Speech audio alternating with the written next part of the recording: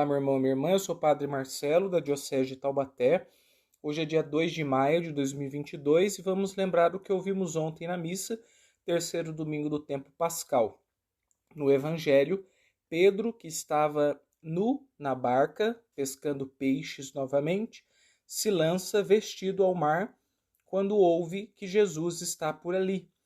Vamos refletir sobre esse desânimo de Pedro, que não mais pescava homens, conforme o mandato e a vocação de Jesus, mas pescava peixes, e sobre essa nudez curiosa que aparece no Evangelho. Bora refletir.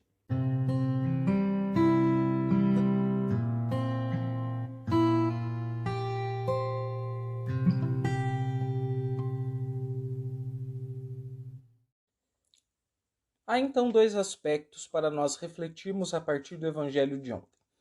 O primeiro deles é o fato de Pedro estar pescando peixes de novo, uma vez que ele tinha sido constituído por Jesus, como um pescador de homens, ou seja, um missionário. E o segundo aspecto é a nudez de Pedro.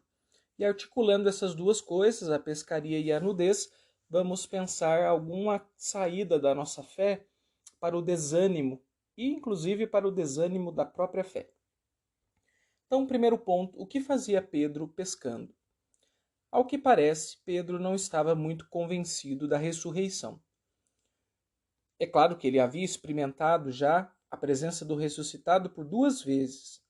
Inclusive, o Evangelho ontem, num dado momento, dizia assim, era a terceira vez que Jesus ressuscitado aparecia. Mas mesmo assim, Pedro não estava satisfeito. E não só ele, como Tiago, João, Tomé, haviam alguns dos discípulos de Jesus que estavam lá pescando. Eles não estavam mais na obra missionária de evangelizar, de falar para o Senhor. Isso vai acontecer depois, isso relatado nos Atos dos Apóstolos, quando o Pentecostes se realiza, porque após o Pentecostes, então, eles vão iniciar com toda a força, todo o ânimo, a evangelização do mundo inteiro. Na verdade, o Pentecostes não celebra o início da igreja, o Pentecostes celebra o início da manifestação pública do evangelho para o mundo todo, porque a igreja mesmo, o início dela, é celebrado na Sexta-feira Santa, com o coração aberto de Jesus, de onde sai sangue e água. Então, da sua entrega por nós, amorosa por nós, nasce a igreja.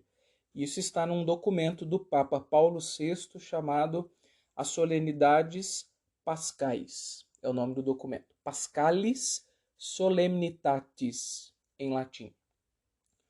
Então Pedro não estava muito convencido, nem ele nem os outros apóstolos. Eles ainda estavam nessa coisa do viver sem Jesus.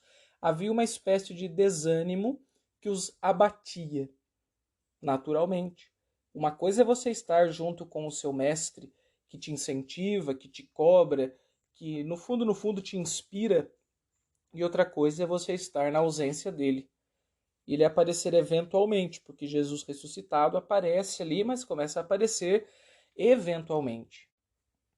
Natural, então, que os apóstolos voltassem a um trabalho antigo. Mas isso, então, denota um aspecto da nossa fé. O desânimo que nos atravessa quando nós estamos na ausência de Deus. E a ausência não é só o pecado. Inclusive, quando a gente está vivendo e procurando viver uma vida na graça, uma vida conforme o Evangelho, e mesmo assim a gente não tem gás, não tem pique, e às vezes a gente volta atrás mesmo, naqueles passos que já foram dados, e a gente se torna de novo, como Pedro, um pescador de peixe. O que acontece então no Evangelho que mostra esse novo ânimo que Pedro toma a partir dali? Porque o Evangelho termina com uma discussão de Pedro e Jesus sobre o tu me amas, apacenta as minhas ovelhas, e Jesus conclui dizendo, segue-me. De novo, Jesus convida Pedro a segui-lo, mas poxa, já havia começado a segui-lo. Mas é uma renovada do chamado que Jesus faz. E agora é Jesus ressuscitado chamando, não só o Jesus encarnado, o filho do carpinteiro nazareno, mas o ressuscitado é quem chama. E chama num novo estado de relação também. Ele é novo, porque ele não é mais o filho do carpinteiro só, né? Uma pessoa vivendo na vida aí, como qualquer um. Ele agora é o Cristo de Deus manifesto. E segundo, porque ele, ao fazer isso, ao ser isso, começa um novo modo de relacionamento com os apóstolos, que não é um relacionamento mais físico de mestre e discípulo, mas é um relacionamento de outro tipo, de ordem mais espiritual. E por mais bonito que pareça, né, falar de um relacionamento espiritual, mas no fundo é muito difícil, porque nós queremos um relacionamento físico com Deus. Seria muito melhor se Deus pudesse estar conosco concretamente, a ponto de nós tocarmos em Deus e Deus também tocar em nós. Por quê? Porque quando isso acontece, a relação é mais atravessada por uma vitalidade que reside no corpo.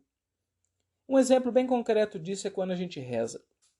Quando a gente reza, a gente pede a Deus certas graças, e às vezes inclusive a graça da fé, Senhor, aumenta a minha fé, Senhor, me dá um novo ânimo, e a gente fica aguardando que o nosso corpo sinta um pouco da presença de Deus.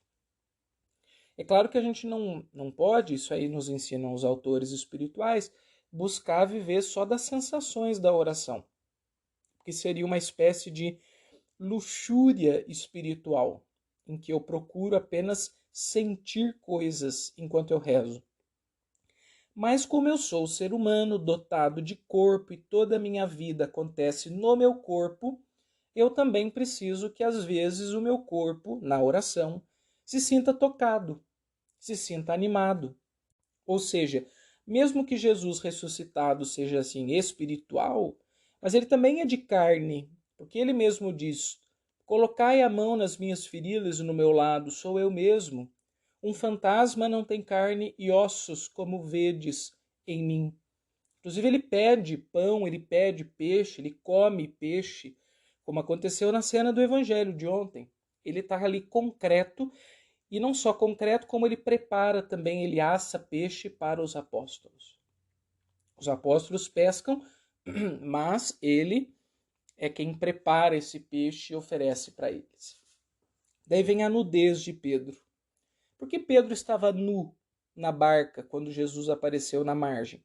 Há uma explicação mais concreta que diz assim: já que ele era um pescador, estava pescando, era comum que às vezes os pescadores tirassem as roupas para desembramar as redes de pesca, ou então para não se embramar nas redes, porque você vai mexendo com as redes e de repente você vê que você está enrolado nelas. E daí quando você tira a roupa, você fica menos vulnerável, porque a roupa enrosca nas coisas. Então era comum que os pescadores tirassem a roupa para lidar com as redes. Mas há uma referência aqui ao Antigo Testamento. Qual é? A nudez de Adão. Quando Adão e Eva cometeram o pecado, eles não cumpriram o que Deus havia combinado com eles. Quando Deus aparece, eles sentem vergonha e se escondem de Deus. E Deus se sente incomodado, falando: por que vocês estão se escondendo? Deus percebeu que havia alguma coisa de errado. Agora, aconteceu a mesma coisa com Pedro, porque quando falaram é o Senhor, quando João, o discípulo amado, falou é o Senhor, Pedro sentiu vergonha. Ele não só foi correndo à margem, porque ele chegou antes do que a barca.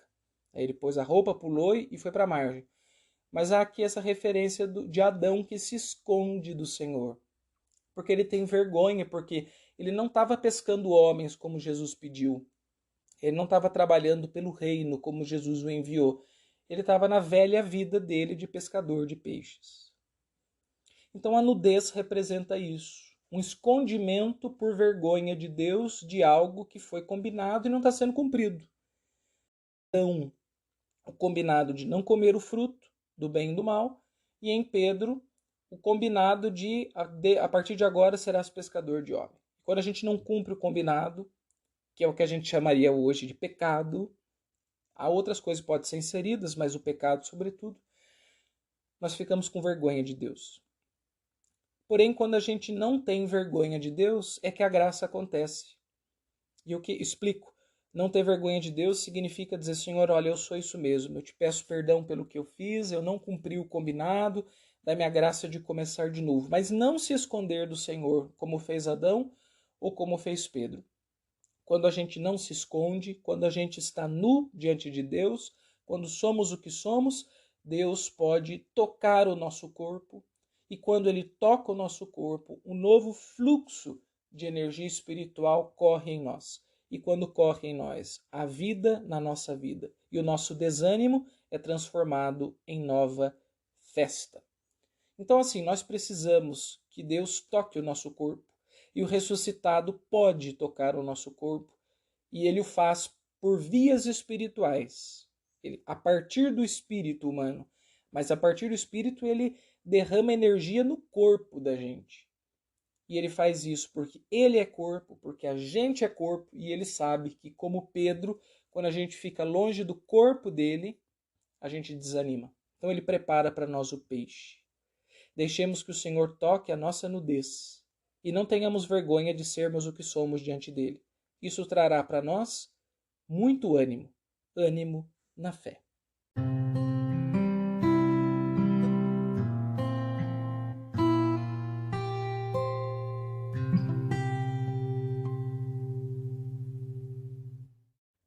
Estamos começando mais uma semana e eu gostaria de fazer uma proposta espiritual para vocês, que durante essa semana nós rezássemos desavergonhadamente diante de Deus, sem vergonhas, tirando as nossas vestes, como fez o rei Davi, que dançava nu diante da Arca da Aliança.